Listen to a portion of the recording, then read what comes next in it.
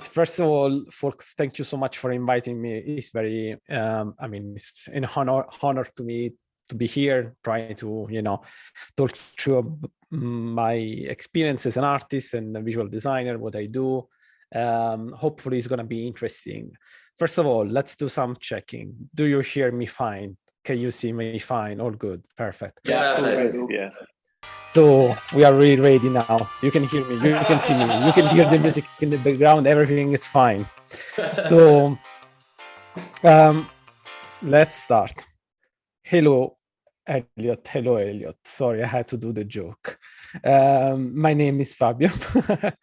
Yeah, today I'm gonna talk about my work. We are all designers here, so I'm trying to keep just a few words here and there, but hopefully it's gonna be like a children's book, a lot of images. We don't read too much, we just enjoy visuals, and that's it.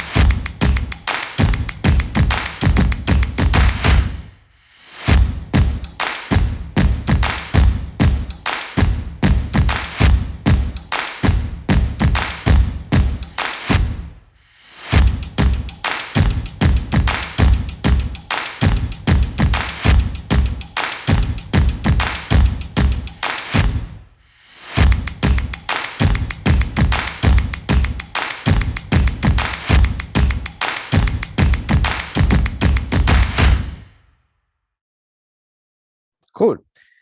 Hopefully it worked. You can hear everything and the video went through just fine.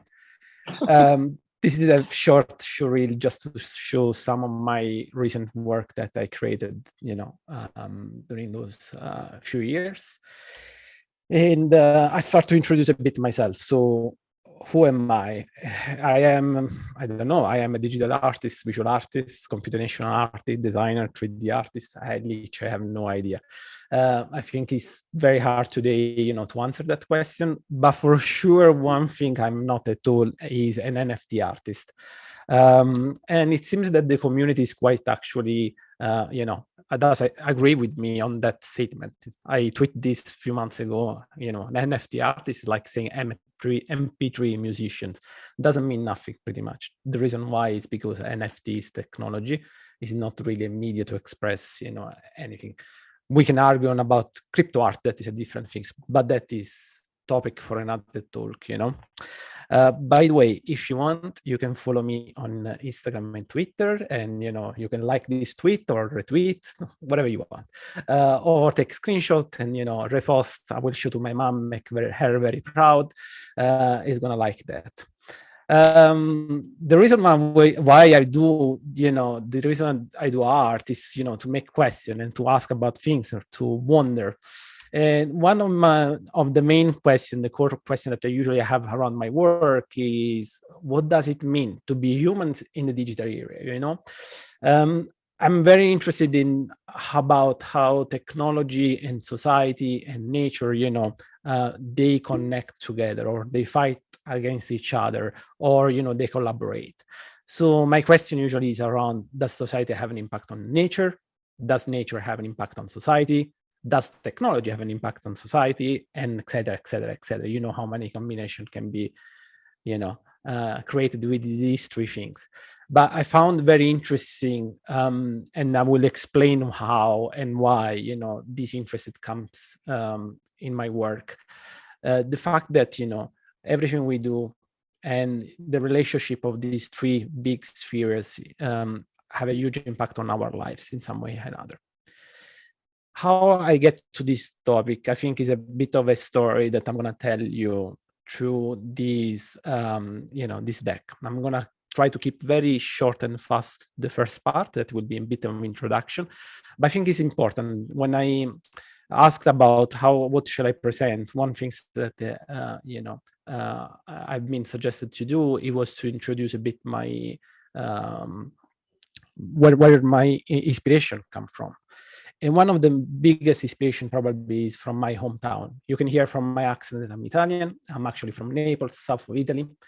It's an amazing city, you know, very beautiful near the seaside. Is at the city of contrast.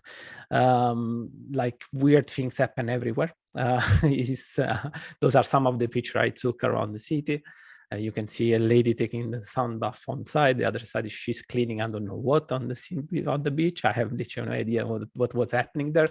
It's a city that is full of things. It looks dirty sometimes, and it looks very chaotic. But it's part of its beauty, I believe. It's very religious, and you know, once again, weird thing happens, and also we have the best pizza in the world for sure. And if you want to ask me which one is it, tweet or send me an email. I will give you recommendation. Naples is an amazing city, but also Napoli is a weird city for other reasons. It's the city where there is a lot of criminality. One of those, you know, the Camorra is there. And you might have seen or read the book from Roberto Saviano, Gomorra, that explains about, you know, the whole mafia system in Naples. And this is another old movie, The Professor, that also talks about the Camorra in Naples.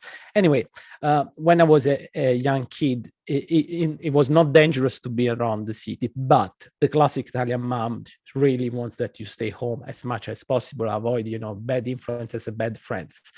So they try to do everything to make you stay home. One thing was to buy me my first computer. So that's how I got the computer. So this guy is going to be at home and it's not going to see around the city, you know, weird things and maybe having bad friends. So I had my first computer. My first computer, it shows you how old I am, pretty much. This is a kind of like a Pentium 3, I don't know even how much megahertz. For sure, I had less memory than our phones today. Anyway, this was a computer without internet. I don't know how much you know about computer without internet. They are boring. There is nothing you can do, especially when you're young kids. You're like, what should I do with this huge gray machine? Luckily for me, there was, with the criminality in Naples, there was a lot of cracked software as well. That was good because I had no money, I had no intention to pay stuff. I didn't even know where to buy softwares. One of those software that I installed once was Photoshop kind of 5, very old Photoshop. I did some very ugly stuff with that software. I mean, like I was doing wallpaper with the Street Fighter, you know, figures and stuff like that because I was passionate about video games. Ugly, but I had a lot of fun. It was a way to express creativity, especially because I'm pretty bad at drawing. So digital medium was actually very interesting to use. Another weird software I used, you can believe or not, was PowerPoint. PowerPoint came with a lot of clip arts. The clip arts were amazing, like kind of vector thing, you know, and I was doing, again, really ugly stuff, but it was a lot of fun. How do you spend time in front of a computer without internet? You use Encarta or something like that. You know, there was like an encyclopedia, you know, multimedia stuff. You can see a lot of video. You can see the first 3D kind of environment of Pompeii. Wow, that was amazing. You have no idea how much fun it was.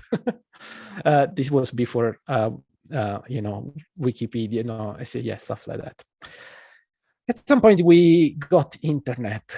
Cool, but what is it? What do you do with the internet? You know, it's like this huge world of information. But I was 13, 14, I had literally no idea what to do with it. I remember that one of the first things I did, it was actually go on the packaging of a snack that I had at home, and there was a URL written there. So I went to visit the website of these snacks. That's it, because that's the only URL I had in my world of Google was not there yet.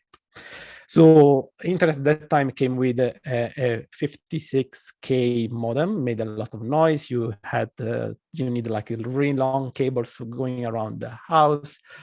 Luckily for me, I got used to the internet. It was actually quite fun. One of the things you could do is play video games online, like Quake, a real tournament. It was a lot of fun.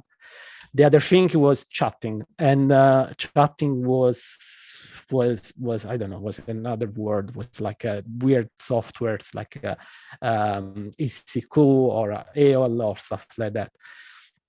And chatting was a window on the world. I don't know how much of you knows about chatting at that age, but you had weird conversation. This is not my screenshot of my chat, but something I found on Google. You know, Okay. so you so you know what does it mean, right? It's Yeah, like, that's because I know all of these references because we're probably a similar age. But I have a feeling that some of them weren't even born when Encarta came out. Who was born after 1995? I'm 6. I was 97. I was 1. okay, I'm gonna explain. So ASL stands for age, sex, location. So, and the reason why I'm highlighting these things, because actually I'm getting serious for a moment. For how funny is this? Actually very interesting in my opinion, because at that age, at that time, everyone was chatting, and this was before Facebook. Oh, sorry, before Facebook. Before Facebook, people were hiding kind of behind a nickname. So you had no identity, you know, unreal on in the internet. You could be anyone at any time, in a funny way, but also in a more serious way. You know, you can pretend to be wherever you are. I think this is an amazing thing about, you know, the whole topic of identity altogether. Is like you were in this space where the first thing you will ask probably was like, what's your age, what's your sex, what's your location, just to relate with this person, or maybe, you know, to have some interesting sexual conversation. I don't know, but I also know that a lot of friendship happened at that time over the internet. And that for me was very interesting. I didn't really know what was interesting about that, but it's something that really stuck to me until Facebook came out and everyone started to use their name and surname, start to advertise their own identity, start to, you know, make a more marketing about who they are, even pretending more than they should, you know, with Instagram and stuff like that. Anyway, let's stay there for a few more minutes. This is the time that The Matrix came out. It was super cool. You know, it was one of those movie that really influenced me a lot. This is a movie from 1999, and it was a huge influence, as I said. But before that, I had another movie that influenced me even more. This was in 1997, and it's an Italian movie.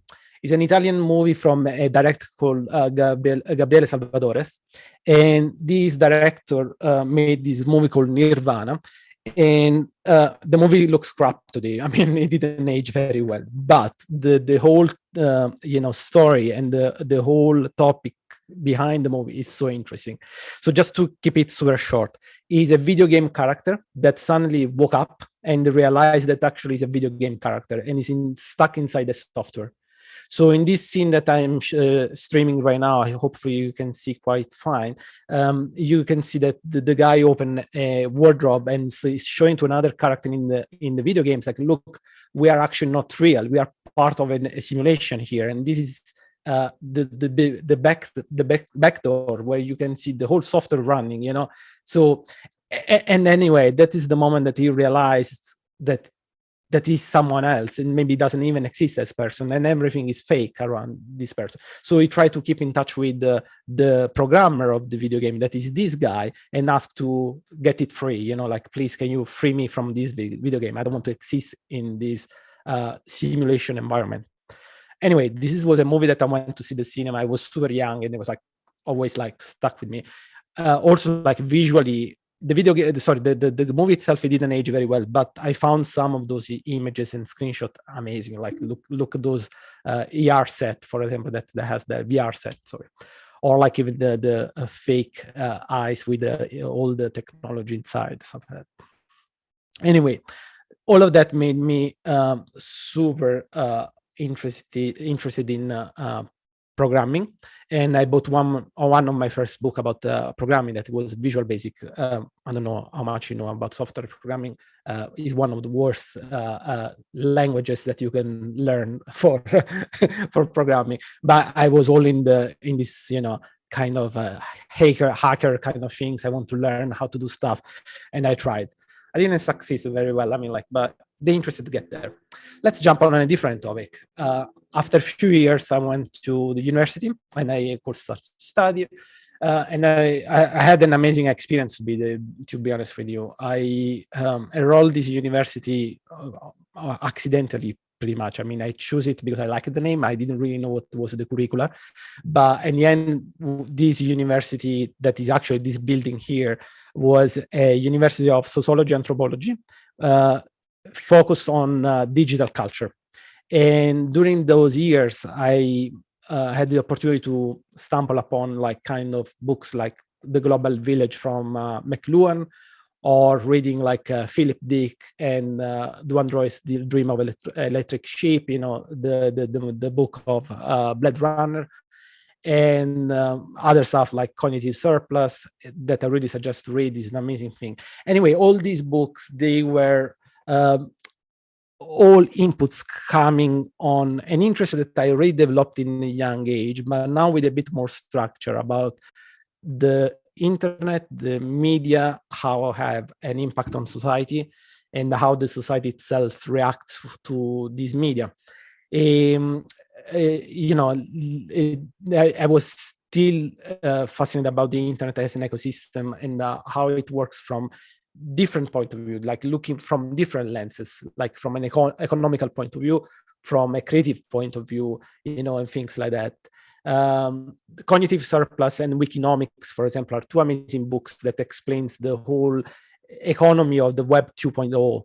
At that time was, you know, the booming of all this technology, but the booming also of this model, you know, this system that totally changed the way how we think, the way how we work, how we collaborate. Today, actually, we are talking about Web 3.0. Who knows what is that? But anyway, the interesting thing here is like the internet was not having an impact on us as a consumer, but also as a thinkers.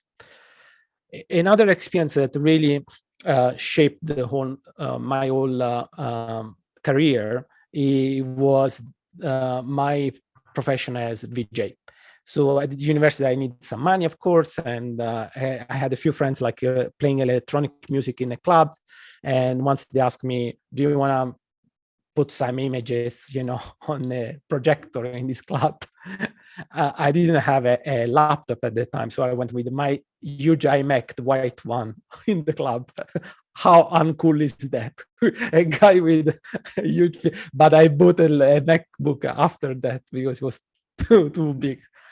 And you know, this is actually a video that I found on YouTube today, and I put in the presentation. It's one of my first VJ sets. This is 2009. An amazing club in Naples where the electronic scene is incredible. You can see the film is very old, you know, like it's all shaky, stuff like that. But I had a lot of fun. It was a lot of fun because performing for people, like having the power to project images meanwhile people are drinking and dancing and following the music, it's something that is amazing in my opinion. It's a way of expression, it's a way of engaging with people. I mean, you're still a nerd in a corner putting images, but you're fine because I'm not a dancer, but I do like electronic music, house music, and things like that. So I was okay staying there behind the computer, drinking my cocktail, and then meanwhile I can be a nerd without nobody bothering me. And also, like when I started to do this kind of research, I was more and more interested in you know, technology and how it works with interactivity. So I was experimenting, you know, stuff with the Wii control, or I did more performances here in London as well, and I used like other software like Quartz Composer to create like a generative system. So this was the first time I was actually getting closer to the whole world of creativity, you know, driven by technology. Anyway, let's stop talking about the past and let's jump now at what's happening today. I hope this gives you a wide overview of my influences, you know, my background, where I come from, but also like how I start to shape my interest from a more academic or like philosophical point of view, but also from a technological or like a media point of view. So those are the two things that are very important to keep together. Today, what I do? Today, I do a lot of different things. But what stays still true is that I'm still playing with technology. I'm a visual designer, my graphic designer, and I create things that usually are somehow related with the computer. And I use the computer as a medium because it's where I can express, my curiosity and my needs to ask some of those questions that I anticipate before. So who are we as humans in the digital area?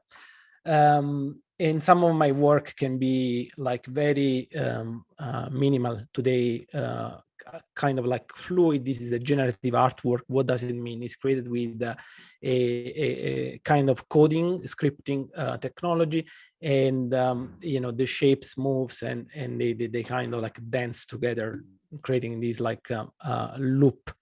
The reason why I use generative technology is because I try to understand, or I try to wonder, who am I as a creative person in relationship with the medium, so the computer, and does it actually exist a relationship between me and the computer? What I mean is, like, who is the creative person and here? Who's the creative actor? It's me or is it the computer? I do believe that it's both of us. There is a lot of creativity around the idea of technology, and usually is always seen as a cyberpunk look like, it's very dystopian. My work try to show a different kind of perspective about technology that I like call positive futurism. What I mean with that is, like, I want to show that there is a balance between technology and creativity, and us as humans, we always adapt to those new technology coming in our lives, and vice versa. So that's why some of those work are very light color and very minimal, very peaceful in somehow. There is also a lot of like influences from the beauty of Japanese culture, Japanese design, and wabi-sabi as well. So this is still our generated images, and more here. You can see other things happening, but during this exploration, I try to do different things, and one of the things that I try to do as well is to show what is happening also behind the software. In this artwork, especially this one, you can see the numbers changing. These are the numbers that actually the software is processing to move this color around. So the numbers on the left show the position that is changing constantly. The number on the right with that pixel there shows the color that is changing. Once again, this is a generative artwork, so it means that the software is actually moving these colors around. Of course, what does it mean generative? Generative doesn't mean necessarily random, and also I think random doesn't exist as concept in terms like in computer science. There is something called a pseudo-random and not randomness, because the randomness in the computer is literally a thing that can't exist. A computer to process a random number still has to have a order of task, to make that number happen. And in creativity as well, the randomness doesn't exist because we are always influenced by our culture, by our environment, by our tools, and we always are direct something in a way or another. So what I like to call those things like pseudo-random because there is my influences, but also pseudo-random because the computer stopped at some point and has my input. More of those artwork. These are all part of a series called Colorem. So yeah, I mean, you can see more of these things on Instagram or on my website. Still with generative design, or anyway computer graphic, I also do some like graphic design things. This was a submission for probably the Fedrigoni book, that is the 365. I don't know if you know, but like for that edition they assign you a number, but also they assign you a seed word. My seed word was chaos, if I remember well. So, and number, of course, was 5. So I decided to use one of the many tools that I have, in my toolkit, and create this like procedural system to actually generate a chaotic system in the number itself that also is animated. That is one more thing. Or, for example, other more like minimal things with numbers and stuff. Again, visualizing. These are more like procedural artworks. This is another project that is called Audio-reactive. It means pretty much graphia is graphic, so writing with audio. And the idea here is to use music to actually influence the artwork. I'll let you watch.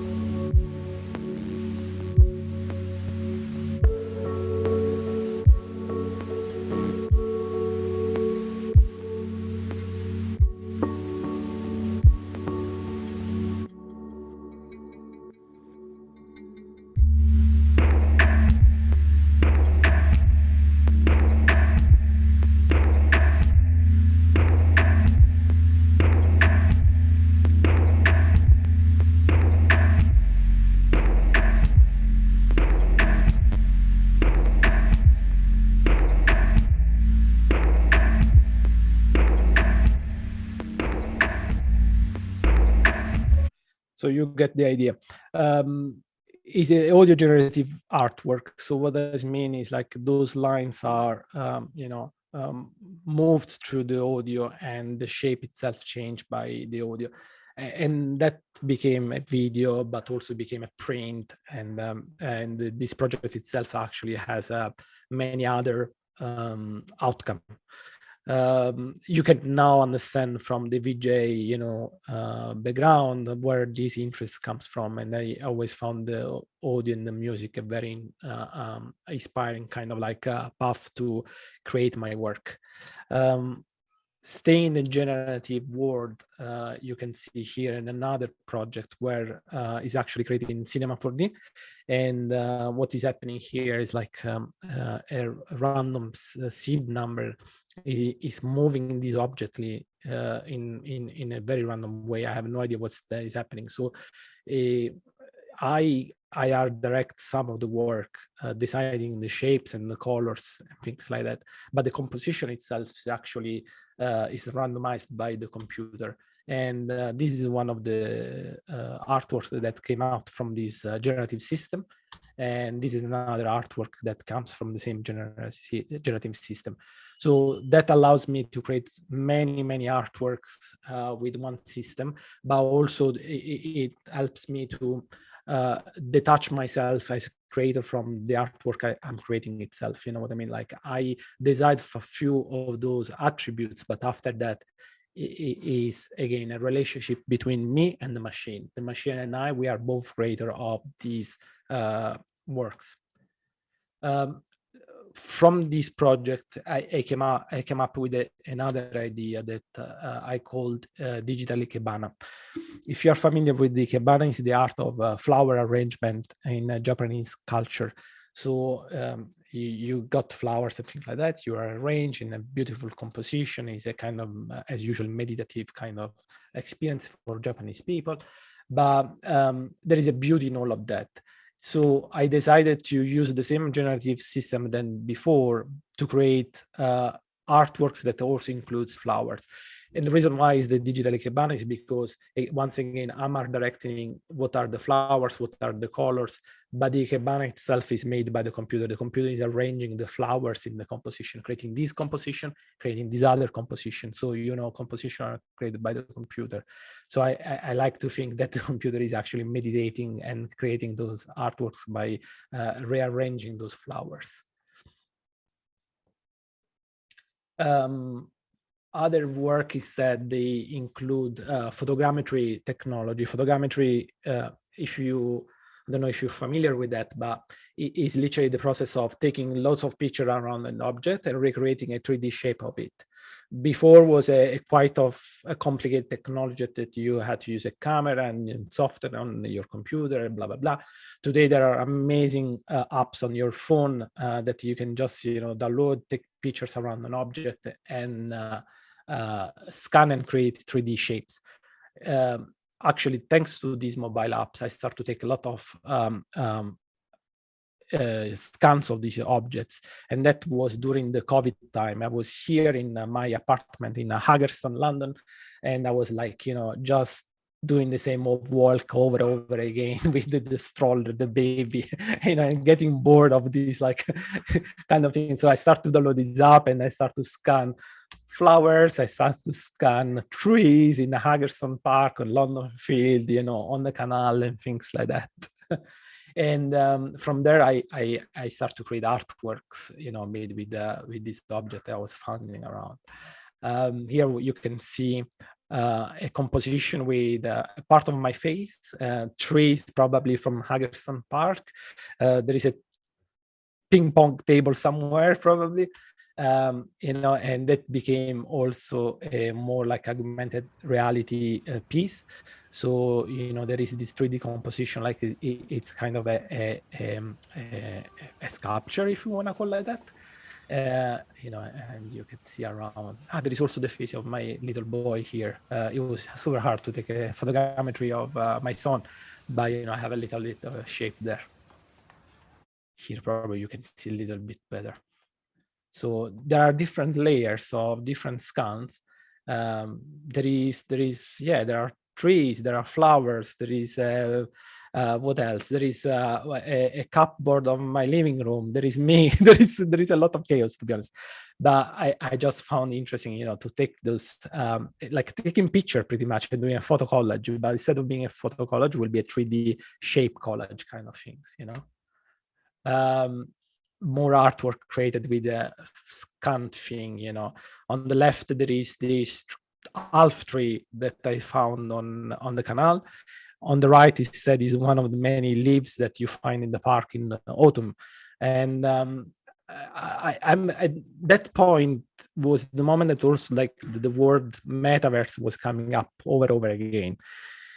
And a bit I was curious to understand, but everyone thinks about this digital life and digital thing, and I was wondering, and still wonder, what is the purpose of nature in a digital environment? How we are gonna compensate that? So the thing on the right, for example, plays a bit with the physics of the leaf itself. It's like it's jumping, is unreal as thing. So I was thinking about this idea of like augmented unreality. So instead of being augmented reality, it's like unreality. So it doesn't exist. It's not possible. I don't know what is the answer to all of that, but we'll discover later.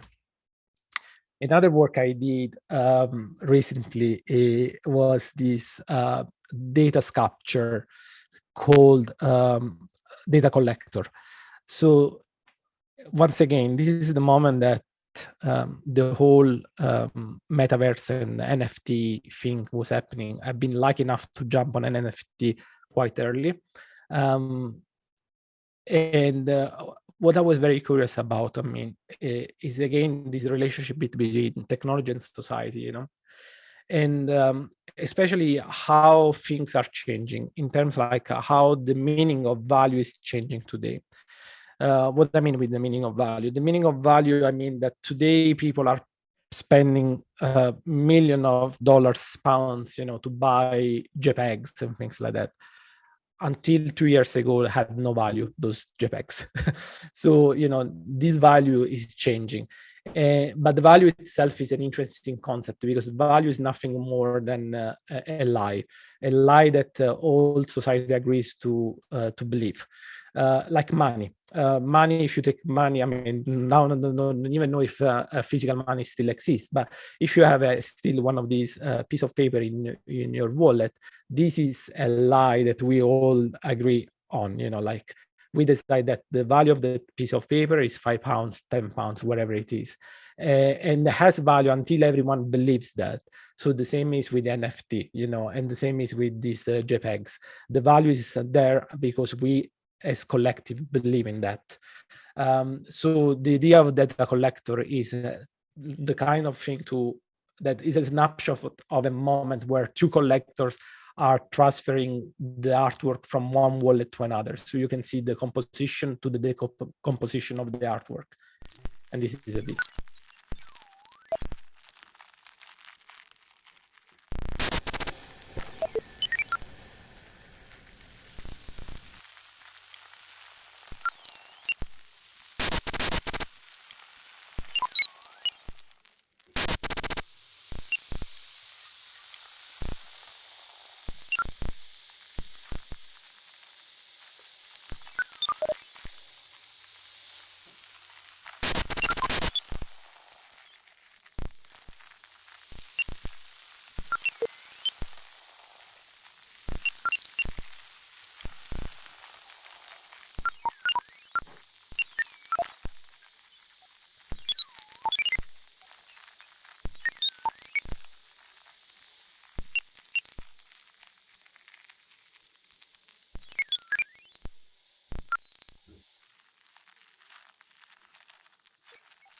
So two things I want to mention about this artwork. First, this is a 3D representation of a statue that lives in the Louvre. The second thing is that the audio that you hear, this glitchy audio, is actually generated by historical data from the Ethereum price point. So the last 3 years of price point, of the Ethereum network blockchain has been transformed in data, and this data was generating the audio. So this glitch audio that you hear there. And everything moves, in this kind of pixel fashion, just to give you this idea of downloading and uploading elsewhere the artwork. On the kind of same topic, something happened recently that kept this interest here. I went to see an exhibition, but also like a presentation from an Italian company called Cinello. These guys, they are doing something incredible. They are having permission from museums to scan masterpieces from those museums. So we are talking about Da Vinci, we are talking about Modigliani kind of artwork, and creating a digital version of these artworks, and creating also an NFT version of this artwork. And they are going to sell it with the permission of the museum and share the revenue of those artworks. Funny enough, actually, just last week, there was a news from news saying that the Italian government is probably going to stop that, because they don't know how, manage all of this, like who owns the artwork, also like it's going to have a bad impact on the economy of the artwork itself. Anyway, when I was there in London and I listened to this talk, I had the same kind of question. And one thing I was wondering about is what happens to the aura of an artwork when you start to digitalize it and you start to transfer as an NFT. So as aura, you start to lose it. It stays there. I don't know. And so I start to create this artwork that are actually the same artwork they scan, but my version is, of course, a destroyed version. Once again, it's showing like a pixel moving, like there is a moment of transfer. There is a moment where the NFT moves from one wallet to another. And just to make it a bit more fun, I'm going to show a bit of behind the scenes so you can understand how actually works, how do I work sometimes. This is one of the software I use. It's called Touch Designer. Is a programming language, but it's a visual programming language. So you have all these nodes that you connect together, and they have rules and things, so you can actually generate like this visual system. And by just changing the image, the artwork should still work. So this is pretty much the end of my talk. At the beginning, I couldn't really answer the question who I am as if I'm a creative, a designer, an artist, or whatever. I think I'm two things. I'm an artist, and as an artist, I ask questions, and I'm a designer where I try to answer questions. So these are two different roles that I have. What I mean with that is, like, I think as an artist, you just observe, have some question, and it's not really your role to answer those questions. It's more like try to show to other people around you that there are things that we need to talk about. As a designer, it's slightly different because, you know, you try to answer those questions. So that is it from me. Thanks, Elliot. Sorry, I had it again. Once again, guys, thank you. Have a lovely evening. Thank you. That was super interesting. Lovely to meet you.